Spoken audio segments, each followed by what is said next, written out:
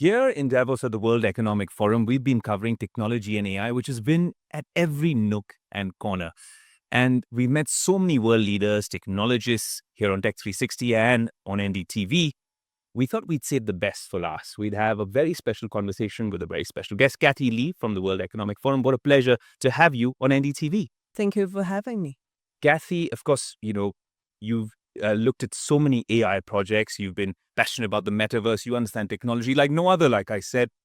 And this World Economic Forum in Davos has been special, incredibly special, because like I said, AI has been ubiquitous. But would you say it has taken center stage over the past couple of years and now the conversations have really gone up a notch? I would definitely agree with that statement, but I do think there's a difference because I think, as far as I remember, AI has taken the center stage for the last, I would say, at least 2 years, if not three. But the real difference we're seeing is now most of the organizations have already transitioned from the pilot phase into the real performance. They're asking for real return on their investment. They're asking for real integration into their work processes as well. And we're seeing AI playing an extremely important role in even geopolitics. Sovereignty, particularly AI sovereignty, has been a key topic, particularly at the regional level. With some of the what you're seeing, like what you all of us have been observing in terms of, I would say now we're looking at the largest infrastructure build out in the modern history. So all of this have been quite a phenomenon during in terms of just appearance during the last few years. We've had a bunch of conversations with AI experts in top tech companies, and a lot of the AI companies, especially, are talking about something called capability overhang. In the world of AI, how AI models and systems have not been used to their full potential, and probably devise ways in which you can bridge the gap and maximize efficiency rather than talk about the next deployment in the AI supercycle. Are you a believer in capability overhang? Do you think that there's so much more that we can do with our prompts and with LLMs existing already? I've heard a lot of that recently as well, I have to say. And I do tend to agree with it because AI is so much more than chatbot. But what we're seeing is during the past couple of years, every boardroom have got given a mandate to their CEO and the CTO to hire a chief AI officer for their organization, trying to figure out how to integrate AI into their processes. Many have started from pilots. That's why if you look at some of the numbers, MIT were saying that only 5% organizations have seen any real value in terms of return in value.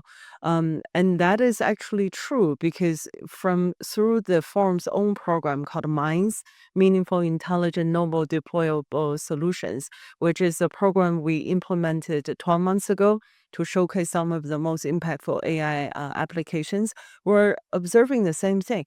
The 95% of organizations, they're not seeing return because they haven't fully integrated AI into their whole the core operations. They're only scratching the surface. But once you've done that, once you've really truly integrated into your whole operations and really trained up your people, and also do the proper change management, they will see a lot capabilities being used. So I think as a society overall, let's not to forget it's 3 years. It's only seconds.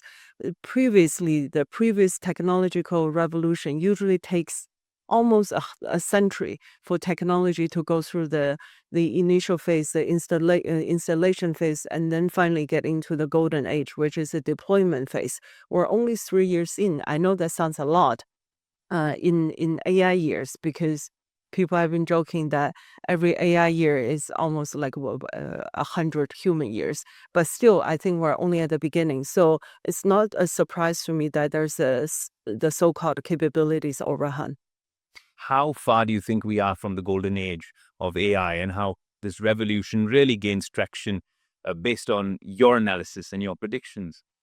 I think we first of all, we've definitely seen a lot of improvement in terms of industry transformation. I was at a CEO dinner last night. Just the way they spoke about how to integrate AI into their operations is a lot more sophisticated. I almost felt like I was talking to CTOs as opposed to CEOs. And then at the individual level, there I wanted to say one thing in particular. I think we're seeing some of the stats in terms of younger the fresh graduates don't have jobs or becoming being more squeezed in the labor market. I think that's actually an indication that we still don't truly understand this technology. Usually the younger population, they're the ones fully, integrated with the technology. They know how to do it. So the best way for any organization to leverage that expertise is to couple the young fresh graduate who are technical savvy with more senior people who have more context and truly transform the whole work processes. That should be the right way to go about this. As much as CEOs like the ones you met are talking about return on investment and profitability, I'm curious to understand from you, are they also talking about building systems of trust, responsible AI?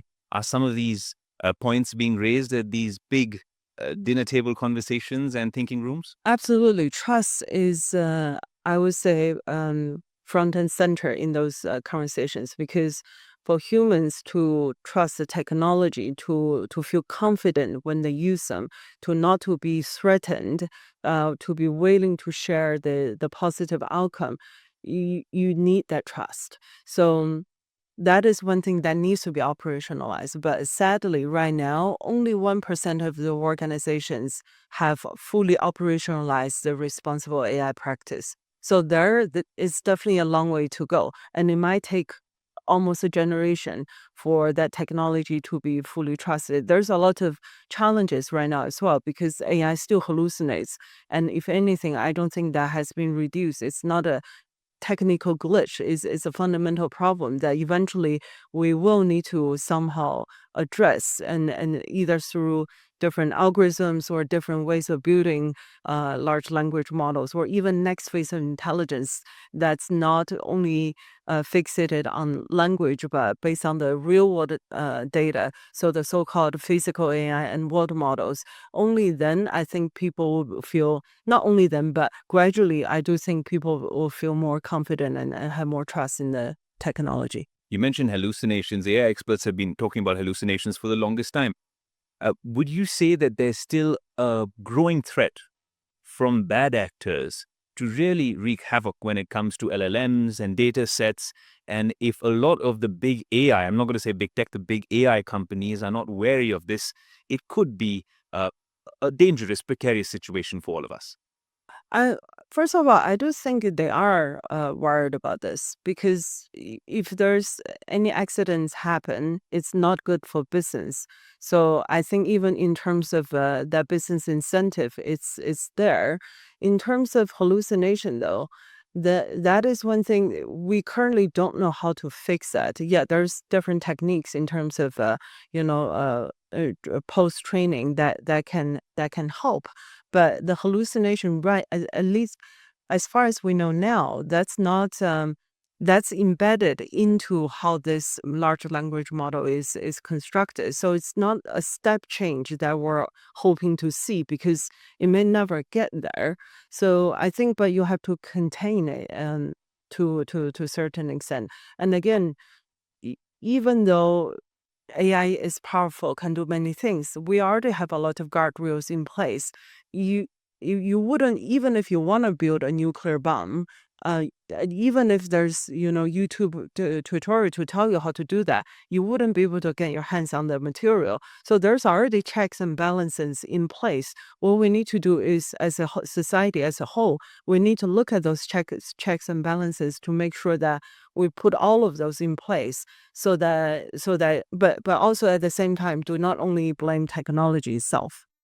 It's kind of interesting you mentioned analogies out there which make it so much easier for us to understand. You must have met a lot of Indian leaders as well and a lot of Indian delegates. This time I see practically at every stall, I see so many people speaking in Hindi and many Indian people of Indian descent as well. There was a concern many years ago that India was the back office of the IT revolution. How are you gauging the Indian contingent this time around here in Davos, especially when it comes to tech and digital transformation? Are we AI ready? Well, I think I'm actually very surprised because India has been one of the most digitally advanced nations. And in terms of, citizens' attitude towards tech is also among one of the most positive, just like many other, younger nations where people feel much more optimistic about tech. And India is such a fascinating market, particularly when it comes to AI applications and services. So yes, there's a tons of potential and opportunities. And think about the backbone of India's tech ecosystem, all of those major software companies. Yes, they now there's a big opportunity to transform them, but at the same time, let's not forget about all of those great legacy, all of those know-how, all of those knowledge, and all of those data that's being accumulated. That's a backbone of AI economy. So I have full confidence, and it doesn't even take me to have full confidence. For India, to me, it's a no-brainer that you're going to leverage, and you already leverage all of those great building blocks to build India into a full-on AI economy. And this upcoming summit in February, which I'm going to join, I'm just so excited about it, just to see what AI can do for India. We'd be excited to host you as well. But more importantly, I wanted to get your understanding of tech trends. When we spoke of crypto a few years ago, it was a big deal here in Davos. Now you see a much lesser presence when it comes to blockchain and crypto. The metaverse was something we were very excited about in tech. And now it's AI.